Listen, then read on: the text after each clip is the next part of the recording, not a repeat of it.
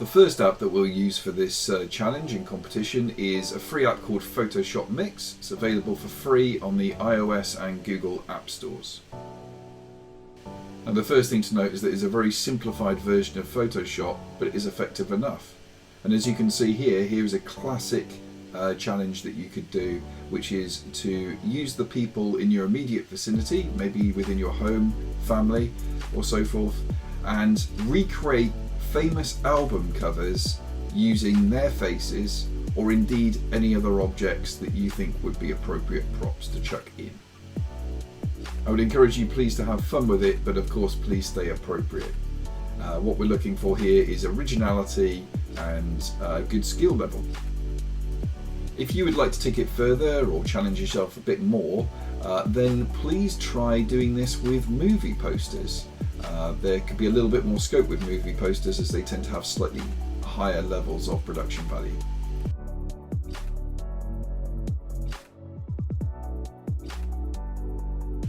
So although you are already very competent users of Photoshop on the desktop app, this one is slightly different, partly because it's slightly more basic, but also because you would likely be using a stylus or an Apple Pencil or possibly your finger.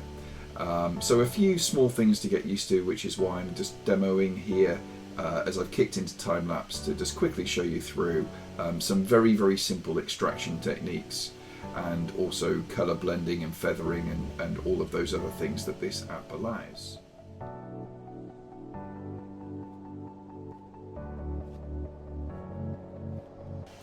One of the things I like about using slightly more limited software is that you have to creatively find solutions to problems that might arise. So unlike the full version of Photoshop, this might not have the liquefy tool or so forth. So how might you get around that? How might you find a solution to a problem that has arisen that this app simply cannot do on its own? That is one of the core bases of this challenge, and it will be fantastic to see if you can beat me in terms of the quality of what you can produce. I'm sure you can. When you have finished your work, export it to the camera roll just as I have here, and then share it to us via email or Firefly task so that we can collate them. And then what we'll do is we'll put them all together and we shall have a people's vote to see who people think created the best one. Once you've completed part 1 of the challenge using Photoshop Mix, we'll then move towards using Werble to add some animated assets into your new creations. Now, as you likely already know from the course before now, Werble allows you to add animated assets onto still images for various purposes, be they social media idents, or they could be, as in this case, creating whole new pieces of artwork.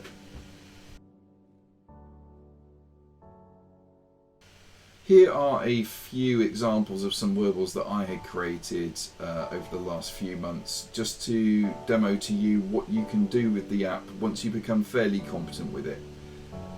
They include adding motion, of course, working on different layers, adding lighting effects, and all sorts of things, and all sorts of effects.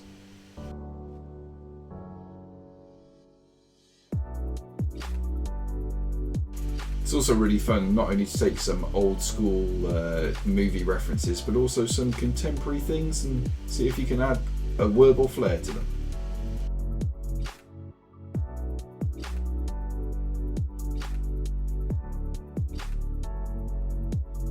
So just as with Photoshop Mix, I'm going to demo to you here a quick version of how to do your own Werble animation using an existing image.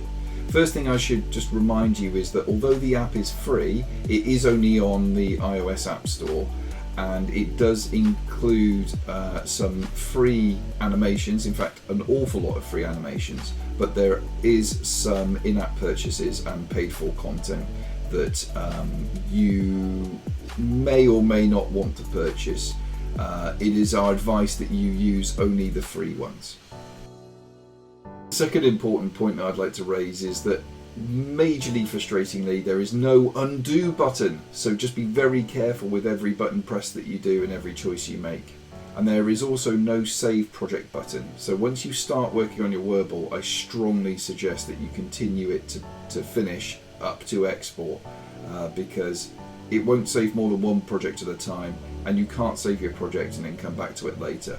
If the app crashes because you've pushed it too far, or you've got too many things going on your device, then chances are your project processes will likely become lost. Having said all of that, there's an awful lot of fun to be had on this app, including these wibbly wobbly motion effects that you can put in to make still assets move in many different ways.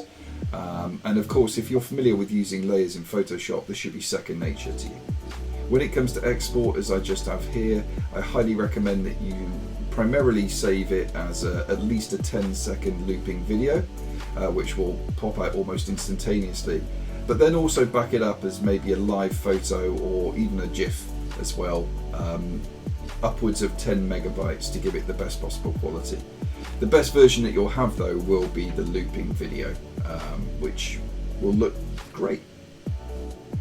Once exported and you've checked it's all there and you're happy with it, you can of course export it onto other devices simply by airdrop, as I have here to my MacBook. And this here is my final, slightly more refined version of that image, with a couple more assets put in, some smoke effects and so forth, and changing the timings of the lightning flashes so that they alternate. I very much want to see you doing something even better than this to show off and show us what you can do. But don't just stop there, especially if you're bored. If you've got a favourite TV show that you love, for example this corny British cult comedy called Garth Marenghi's Dark Place that I'm really fond of, I just created this for a bit of fun.